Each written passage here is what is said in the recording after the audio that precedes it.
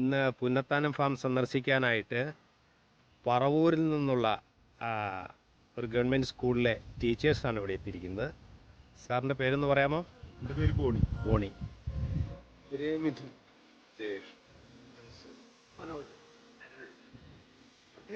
അവരൊക്കെ നല്ല കർഷകരാണ്. 100-125ഓളം ജാതി ഉള്ള ഒരു സാറാണ് ഇദ്ദേഹം, ബോണി സാറ്. അദ്ദേഹത്തിനും ജാതി കൃഷിയിലൊക്കെ നല്ല എക്സ്പീരിയൻസ് ഉണ്ട്.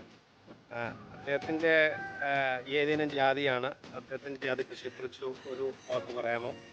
നമ്മുടെ നാട്ടിൽ പ്രാദേശികമായിട്ട് കിട്ടിയ വിത്തിനങ്ങൾ വെച്ചുകൊണ്ടുള്ള ജാതി കൃഷികൾ നടത്തിയിട്ടുണ്ട്. അടുത്ത കാലത്തായിട്ട് ഞങ്ങൾ അട്ടിജാതിയിൽ പട്ടി ചെയ്ത് പരീക്ഷിച്ചു നോക്കി. പക്ഷെ അതിൽ യാതൊരു വിധത്തിലുള്ള കാണുന്നില്ല.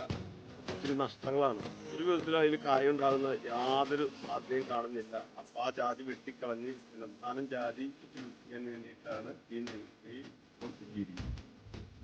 എന്താണ് കാട്ടുജാതി കൊണ്ടുള്ള ഒരു പ്രശ്നം കാണുന്നത്? കാട്ടുജാതിയിൽ കായ ഉണ്ടാകുന്നില്ല. അത് കൂടാതെ തന്നെ അതിൻ്റെ താഴെ തടി ഇങ്ങനെ പൊട്ടി വലുതായി വണ്ണിച്ചു വരുന്നു. കാരണം നമുക്ക് ഇത്രയും കാലമായിട്ട് നോക്കിയിട്ടില്ല. എന്തായാലും അതിൽ യാതൊരു തരത്തിൽ ഈൽഡുണ്ടാവണ അത്ര കാണുന്നില്ല. അതുകൊണ്ട് നാട്ടുജാതിയിൽ തന്നെയാണ് ഇപ്പോൾ താല്പര്യം. അതെ അതെ അതെ.